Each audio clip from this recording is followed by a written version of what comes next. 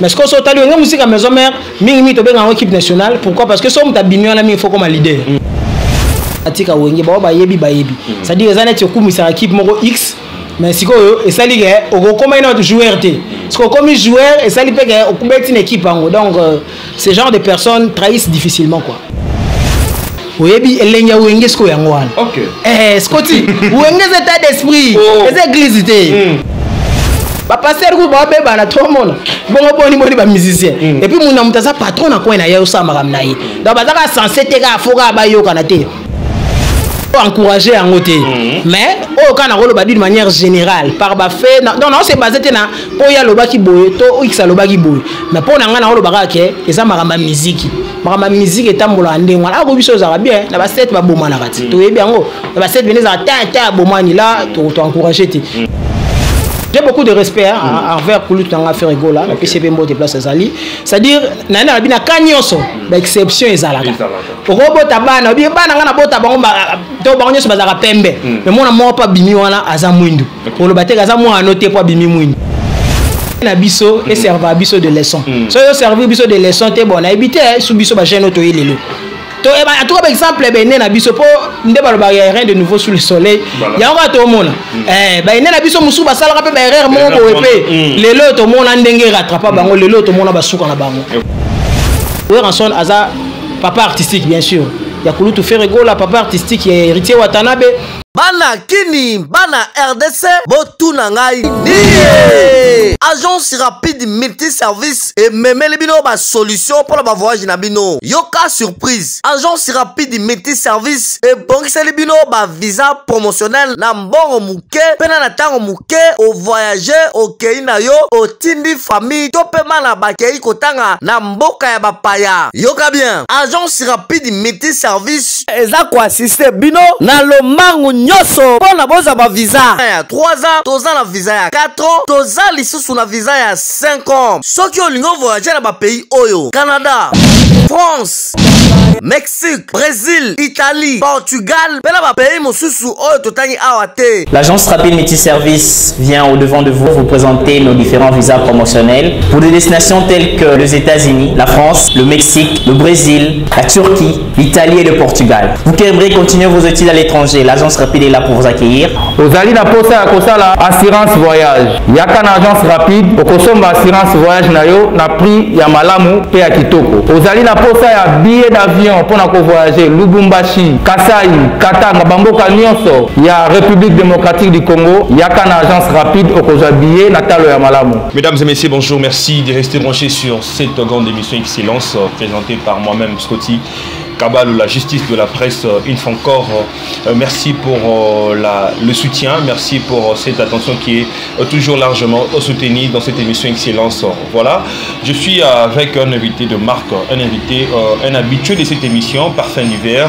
musicien au sein de Wenge Musique à Maison Mère de Roi de la Forêt. Vous savez qu'ils étaient beaucoup plus en cheval entre Guinée, Congo et puis d'autres productions, surtout dans le cas de Congo ou à Kinshasa. Cet orchestre Wenge Musique à Maison Mère va se produire, donc chaque semaine il y a des productions. Donc autour de ça, nous allons essayer un peu de parler avec Parfum d'hiver, mais aussi la sujet aux autres concernés, le Roi de la Forêt. Vous savez très bien que ces fameux surnom de dernier fils Lelo c'est créé moi et suscité la polémique moi belé entre héritier Watanabe et Ferregola, mais les gens disent que c'est Ranson qui est à la base de cette polémique. Tant à bénir héritier dernier fils, il y a un des éléments en beau nyonso. Donc, tu reçois la musique nyonso. Brebi qui va production mine les gens en quatre samboka oyo. Maman belle les gens en tamboko comme musicien. Donc avec Parfum d'hiver, nous allons essayer un peu de développer, d'analyser et puis Théo Kaba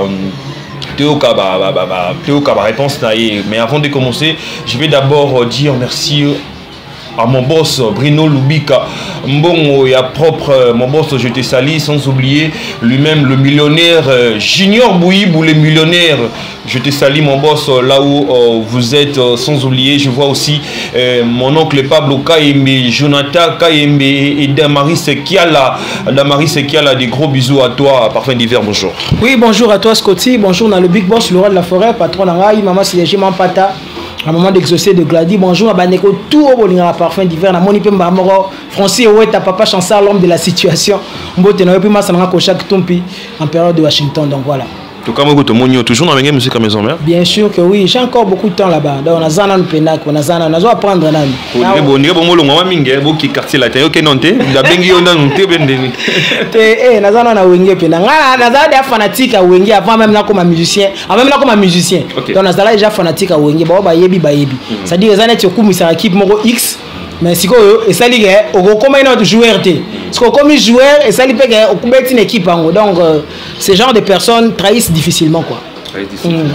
Ceux qui partent là-bas trahir au moins. Non c'est à dire coquelin na idéologie le vrai et le faux, c'est à dire nga na lobby de ma part en tout cas bato ande wana moi côté ngama ezaka moi genre on n'est pas éternel certes na ongi musique à maison mais pour l'instant en tout cas je suis encore là, je me retrouve en tout cas na zapena na kata assiette na ngako. Mais to réfléchir à ta maman qui bandika na génération excusez-moi juste une parenthèse au début de cette émission.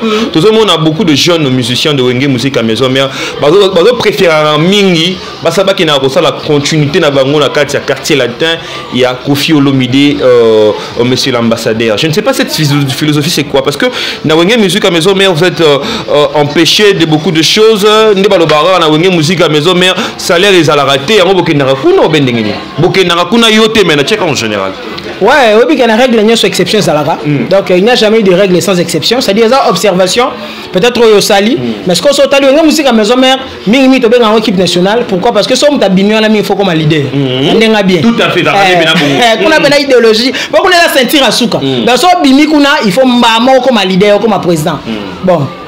C'est ma formation, mais peut-être il faut ça formation à 3 mois. Il y a donc il faut qu'il y ait des formation. On a qui Akima, déserteur, tout le monde a bimi donc on a formation peut-être makambo ezakuna peut-être qu'on supporter en côté biso ko formation jusque là na formation pena pour bima mais on mère ça mara mususu. C'est comprendre que il faut avant quitter Wenge musique peut-être au lekina nos places nous c'est aussi formation bien té. S'il faut comprendre que na philosophie au saïli biso on a c'est que faire ego là Akima formation, c'est que J3 Akima formation, bah négo bah mon qu'elle est lobé c'est bah Akima formation, bah Bobby Ronaldinho, bah ça moi belé.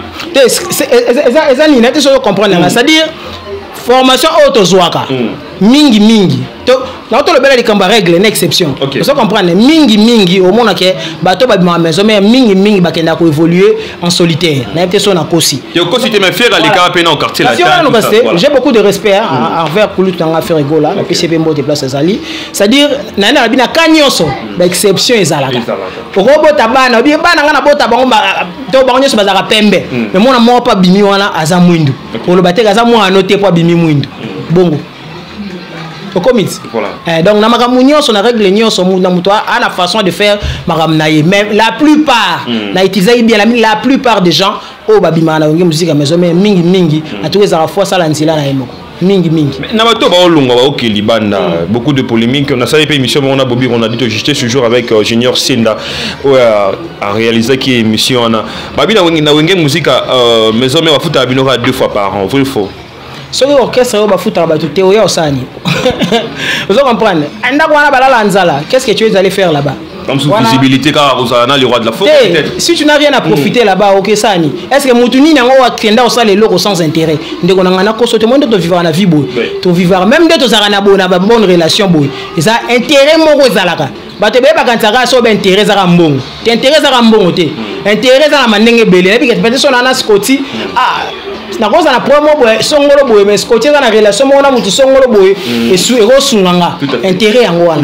Ndenge pe to na orchestre bo so ok na place mo bo zo viser te fona kende place kingandi. C'est-à-dire au tali ba intérêt mo boy mais intérêt on bi que ça positif bien sûr pour okende kuna.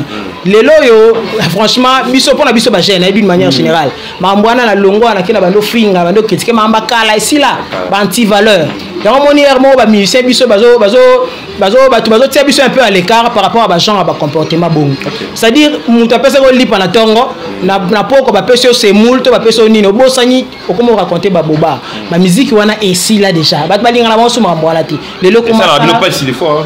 Sauta va bloquer quoi non tinga tant que musicien comment vous avez mais en mode dénigré peut-être le roi de la forêt de loin nga ko na ndeko wana kukate nga ka pona biso ba jeune d'une manière générale lelo soko tali bien musique moni musique o ezaki lobby ezana ka même musique lelo mais ba comportement na makamusu vite évolution pe technologie na makamusu ezoya et faire changer pe batuma mentalité hier ezaki mutu ya X ayo ara musique à X mutu Y ayo ara musique à Y mais lelo mutu X ayo kana pe musique Y apprécier ce que ça bien vous comprenez donc et moi changement moko par rapport à la manière même de voir les choses yango nazo loba lelo ezaka nango sous na sens moko to longwa wa obandi ko finga kuna po to peso peut-être 2 ou 3 pour la caméra bien pour ma image hein. Bah oui les réseaux sociaux là maintenant armement très très forte les lots bah image aussi à la peine. Faut par exemple ya ba ene na biso et servir biso de leçon. So yo servir biso de leçon te bon na habité sous biso ba chaîne auto lelo. To e ba to par exemple ba ene na biso po nde ba ba rien de nouveau sous le soleil. Ya nga to mona. Ba ene na biso musu ba sala pe ba erreur mo ko epé. Lelo to mona ndenge rattrapa bango lelo to mona ba suka na bango. Tu vois? Donc to evitara mingi ko sala ko tomber na même zela o ko essayer ba kulutu musu na ba épine. Donc mutuna muta ça m'a ramené ça la vie na mais to qui misa moi anti valeur wana et ça biso bien on a pena pour na biso ba jeune mission to yelelo ko to wana le koso wana moi trop. Voilà, maintenant nous allons avoir le point de vue de l'artiste Parfum d'hiver qui est notre invité aujourd'hui.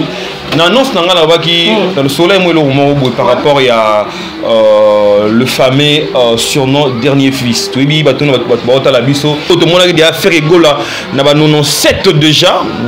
Na équipe complet à Wenge Musique à 4x4 et puis par après tout le monde attend Mambo à Stade des Martyrs qui le roi de la forêt a baptisé une fois encore. Baba na der Robin mais a baptisé encore une fois héritier Watanabe tant que dernier fils il y a Wenge Musique à maison mère. Déjà moi le on a déjà et ça l'est déjà moi et surtout la polémique moi belé et les gens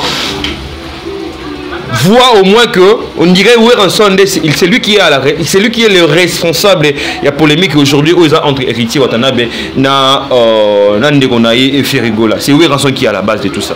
La personne na Thierry Nzazi Thierry Nzeza pardon on a passé mbote na Istanbul azota la biso et puis vient en Galice aussi na Lubumbashi au moins le moko biso nyonso tozo lobela sur Likambwango déjà biso nyonso tozo supposé kaka je pense que nanga na yo to que tozo supposé parce que et bimina munoko le roi de la forêt c'est lui qui est mais la bas supposition auto sala la analyse auto tozo linga to sala pour nanga Weranson aza papa artistique bien sûr.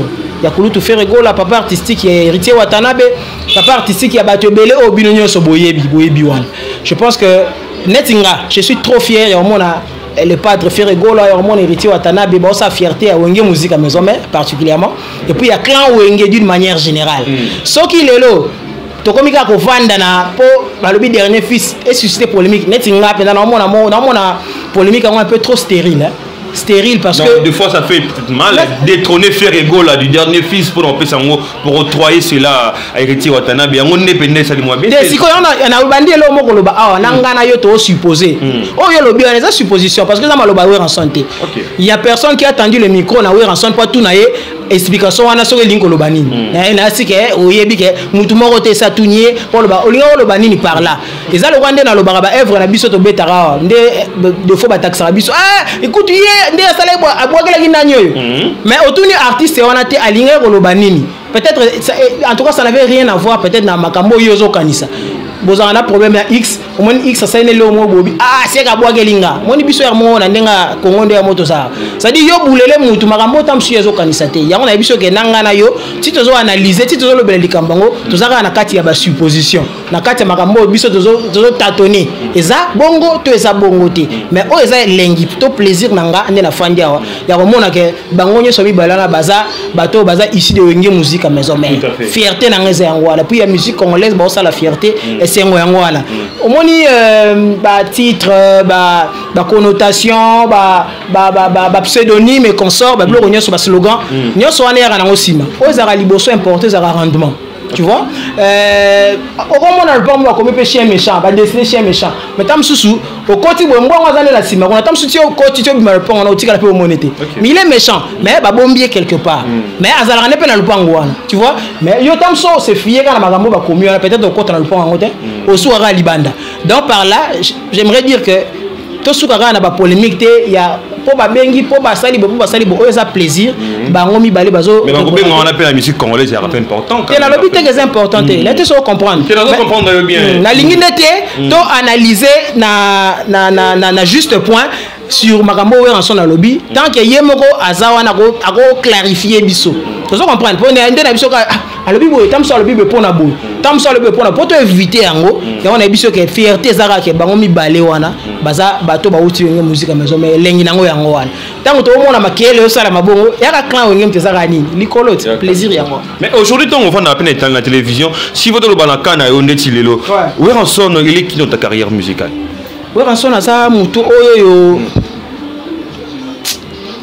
so na définir yé so azani n'est pas nanga et ça les belé trop mais ça mutu oyo azélité ndela bayi na loba souvent na bien Pierre Corneille ba musicien d'après nga donc Pierre Corneille alobaki osant bien la valeur n'attend pas le nombre d'années c'est-à-dire pour na ko pesa mutu valeur to ko monisa mutu to ko faire propulser mutu azela kangela talent porté ko ya na ngai na ya na ba démentir ngo yo 600 ans et puis na ya na je parle de moi d'abord nga na ye wenge na sali 2 mois seulement ba permettre nga na tianzembo obi combien ya ba talentueux ba leka na wenge ba belé avant même nga tout à fait vous comprenez ba talentueux dans chez ba leka mais peut-être ba grâce to chance wana te que ba pesa bango ba signer titre mais nga ce qu'on a ya na salaka à 2 mois va permettre nga na titre za na lo bango za moko ya ba meilleur cadeau ya carrière musicale nga jusque là vous comprenez mutande nga la ko bossa na été donc on a yé 2 mois kaka puis tala niveau risque oye boye donc na ebité ba pesi au signer petit titre kuti pe ba tumsu ba talentueux pe na kata orchestre mais parmi bateau pour ça formidable wana to le album ya we ensemble zara ba musicien ti na kati album na ye na banzembo ya ti aponi pe moi 2 3 4 personnes ba ti parmi 2 3 4 personnes moi aussi je faisais partie donc c'est le moment na we bossa na ngoti yango moniti lelo nzembo wana pe betara parce que na assumera toujours continuité na ngo sans concurrent pour ça la bien voilà.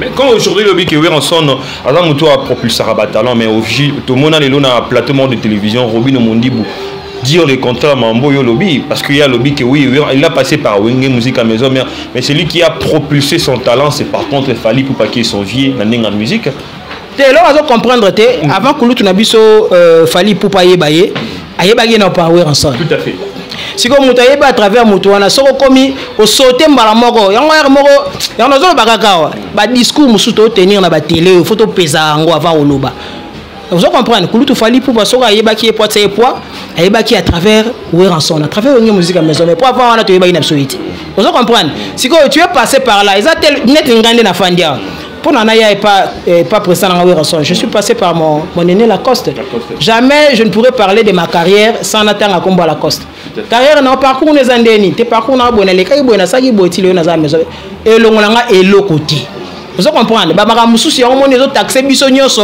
ba musicien ba ingrat biso nyonso ba tumoko boye na ebité pour na ba genre ba discours ba ndenge wana mais bon totara lobby na loba no lelo mais la continuité de choses il y a certaines personnes alors attends sous temps il y a des concerts alors attends sous temps Théo Sorini beauté mais il apprécie la musique tant soit apprécier un peu yo mais bon on a entendu mais ba genre ba discours mususu et déconnecté yo na ye et pourtant on se bota là au salon on peut ba preuve Théo yo pena soki tant mususu zo mitia place mo boye mais ba preuve au salon on a entendu mais aux akana aux trop prétentieux c'est pas bon tous on a remis kitisa tout ça ndeka mingi musala yango ndeko et matsabiso comme ça biso place mo boye yango la famille maison mère la famille Wenge musique à maison mère et sa famille oyo ibimisi bana belé lelo mais lelo tant que bateau toza ba pandisango bateau to sala musala o ya chronique au musical on a essayé un peu de constater que beaucoup plus bano ba oti pa Weranson ndete zo mona moi ba cœur moi koyo kanate moi polémique stina sens moro ya kitoko côté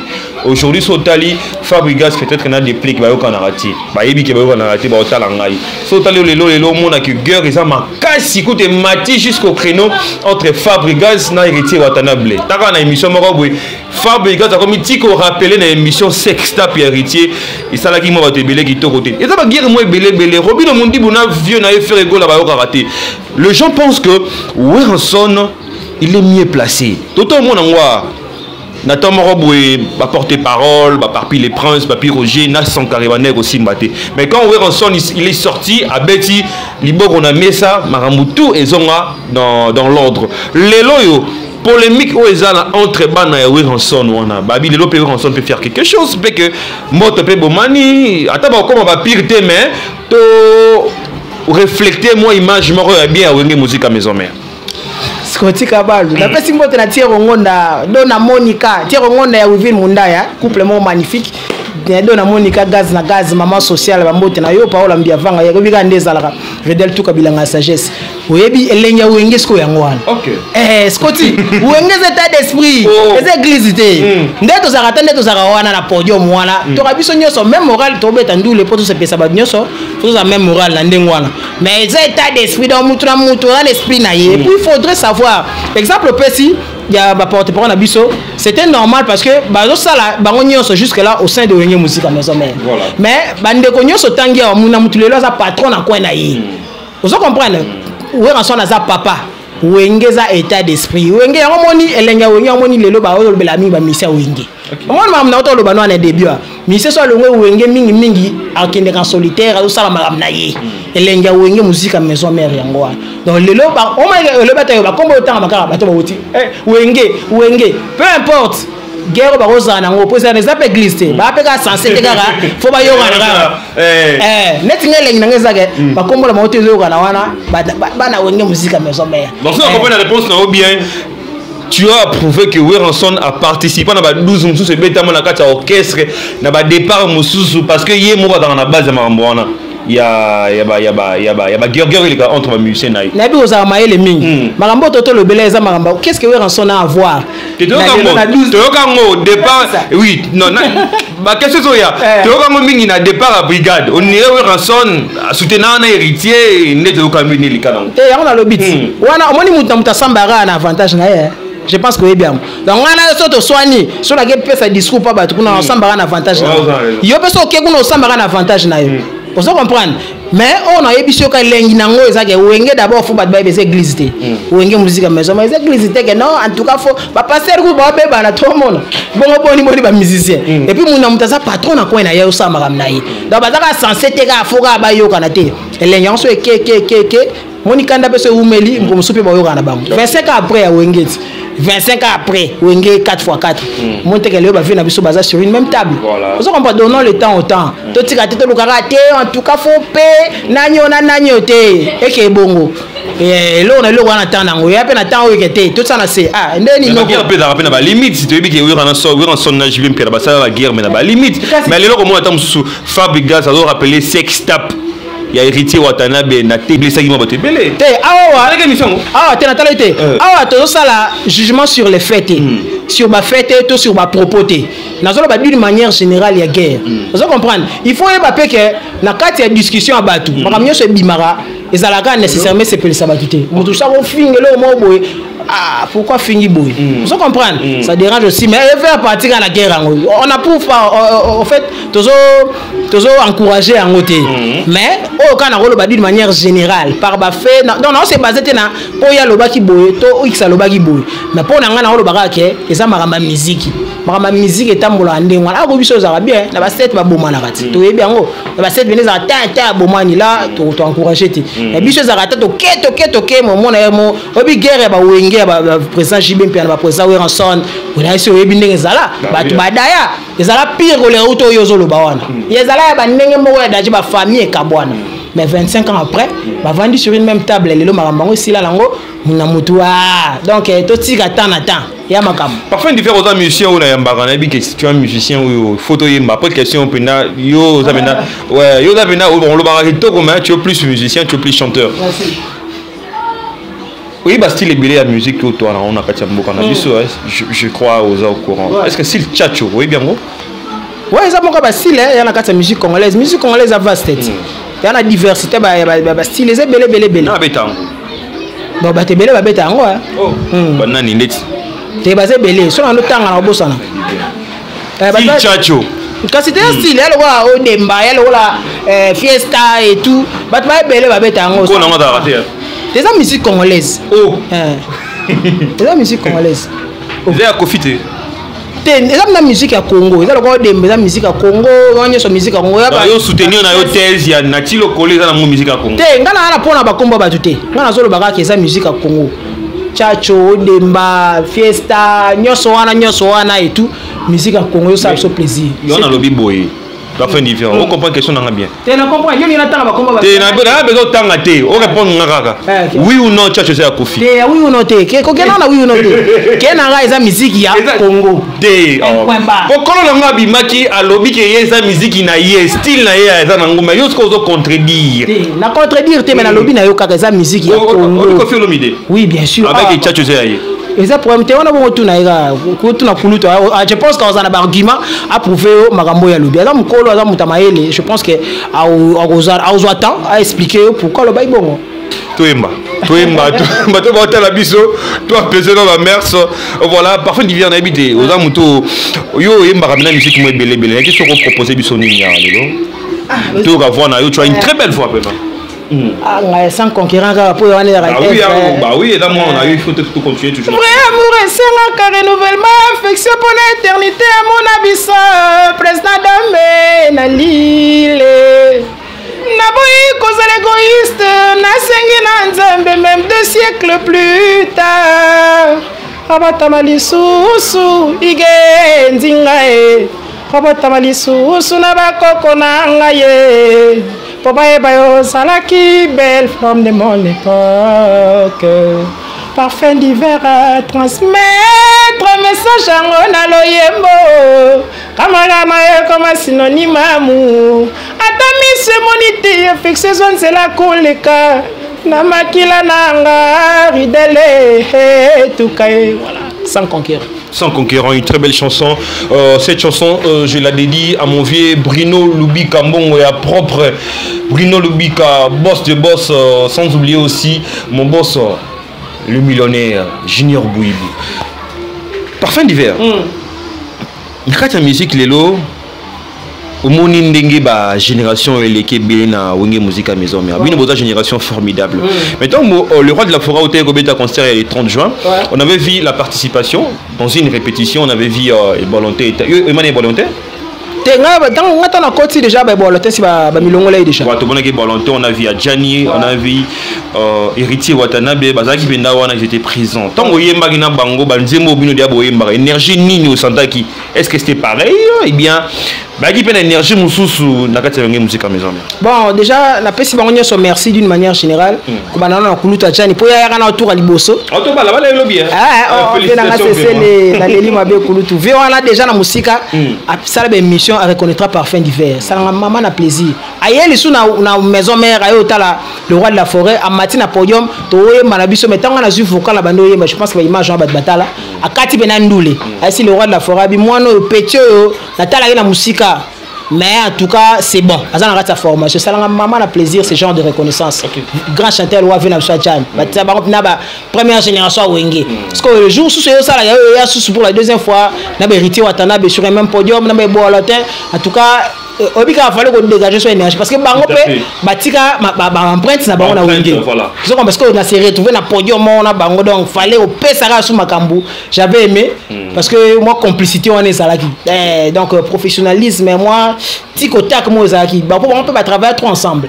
Et ça dit que non ba écoute baby so bande on a bango na carte orchestre to yembi na si public et mon qui et puis c'est jugement là-bas c'était vraiment positif na dégager plein énergie nanga ba to bazaka na ba CP là voilà mais le c'est un événement autorité go ça l'émission sans pour autant penser en passer plutôt. Il a fallu Poupa qui va jouer le 29 octobre dans le Stade des Martyrs. Un concert mythique pour sa carrière. C'est pour la première fois. Il y a carrière, il y a fallu, mais aussi la génération naïve. Pour ne pas appeler 5e génération, contredit peut-être Papa Chéri. On reste dans la 4e génération, mais la génération il a fallu, dans le niveau il a fallu, Van Ebaye qui à partir de 2006-2005. Il est le premier à signer un concert pour ce 29 octobre. Parfum d'hiver, Lelo, tu ignorais le Stade des Martyrs, il a 82 000 places. So, ça n'existe pas plaisir de pelouse, nous avons 120 000 places. Quelle note peut-être aujourd'hui pour ça n'a fallu pour pas? Est-ce que là, la chance, il y a autant de ce Stade des Martyrs ou bien il faut multiplier le nombre fort? Déjà, il faudrait signaler que le roi de la forêt, Tonga de Banzela, Basala Banzela, Oana Robeta, Martyr, Papa Chéri, président Bissonio Soana, sur le clan Wenge, Salanzela, moi déjà bien. Pourquoi pas couper sa chance à Batunyoso? La relève surtout. Vous comprenez? Ouais, ils ont honneur à musique à Congo. Déjà, ceux qui le roi de la forêt et tout, ils ont plaisir. C'est que le roi de la forêt, il bar, il colo, l'empreinte est bien. Ça dit que Balandara, exemple, bien. Ma bien photo landa. C'est bien, courage à l'artiste. Donc, toutes les bonnes choses du monde. Pourquoi pas? Nous avons contre pourquoi? La musique à Congo, le roi de la forêt déjà, et c'est un peu voilà, donc il faut donner la chance à tout le monde. Et voilà, moi quand je relève la musique à Congo, ça fait toujours du bien. Le vent récent, tu penses pas qu'il va me tout mon lelo parce que le lot numéro 1 va vraiment la musique à Congo numéro 1 pena numéro 1 on a la musique à Congo international. Tu penses que la génération actuelle a ramené quelque chose de nouveau dans la musique? Bon, qu'on ramener quelque chose, peut-être, moi, la musique à l'élope, dans le baron trop.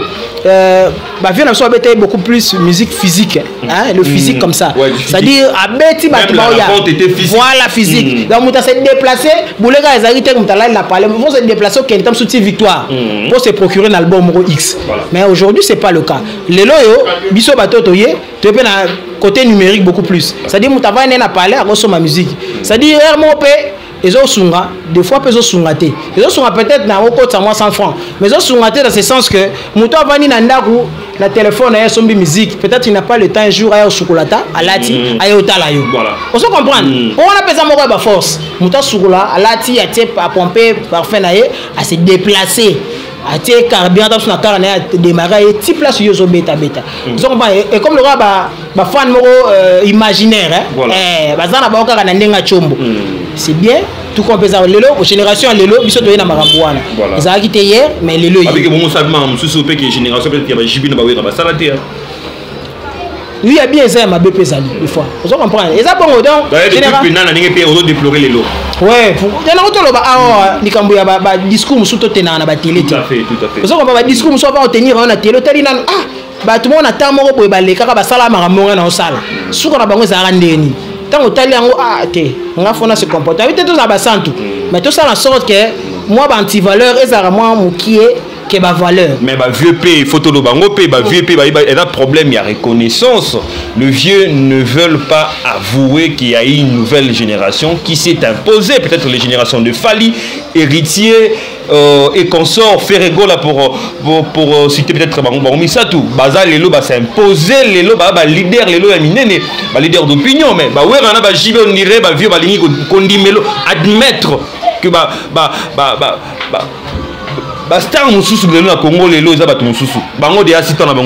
tu te bases de quoi pour tenir ces propos? Non, on s'est basé dans l'Ikamnini. Déjà dans une émission de Papa Chéri, on a Papa Chéri accentué ce truc-là. Il a parlé de la génération de l'eau, c'est du mensonge. Ils n'ont rien apporté. Quand tu dis de telles déclarations dans une émission, quand tu dis que la génération de Fali Fer héritier, ils n'ont rien apporté et c'est du mensonge quand même. Yo un journaliste, moi on a respecté ami aux Armaëli. Voilà. En tout cas j'ai beaucoup d'estime envers toi. Quand on a raté comme ça la analyse sur on a appelé la émission. OK. Pour ton information, ta émission, attends un combat moutouté qui ngandi nde yotangia. Voilà. Tu kana assist. C'est sauvé. Attends qui ngandi. Au contraire, les Cambo ya lobby yango kanga na otoloba. Ah, ya ba fanatique. En fait virtuel ba fanatique mo ba mona la raté lo ba raté mo ba mona la raté ça dit les non to lo ba comme technologie et yé les lo ba vieux ba salé makambu beaucoup plus dans le physique ça dit ba tout se déplacer masse yé tout ça les tondi nini mais les lo biso ba jeune to les lo ils a beaucoup plus mutumo 60 milliards de vues mais au tiers ça il y a 20 personnes ba to ba ya raté on se comprend il y a un makam oh papa chéri betela qui c'était alors ba ki teka boy ba to ba yé les lo te so zongi zonga ba news journaliste luka ba image au monde que ba vieux na biso wana kutu ba non to lo ba baza pena bateau bafungula pourquoi calculer wenge pour wenge babimisa ba fungula mais la guerre des générations on doit l'admettre la guerre des générations existe aujourd'hui il faut en termes de force on habite il faut ezala parce que la relève bazo facilement il faut ezala bongo donc le pouvoir en fait aux gens qui te pète là les nani ozwa ngote bango petango bayaki bakuta pe bato bah s'imposer qui peut les lots avant ici clan wengi. Je pense que on y est bien. Et ça normal mais ça bien bango batika la te o bagé banani bango tete boy bango en tout cas discours wana ngamo na tika la omona yango te de la part ba vieux wana nyos. Au contraire baza ba vieux mo boy. Obi ke on sona ça même ba featuring na ba inosbi. Je pense que yebi.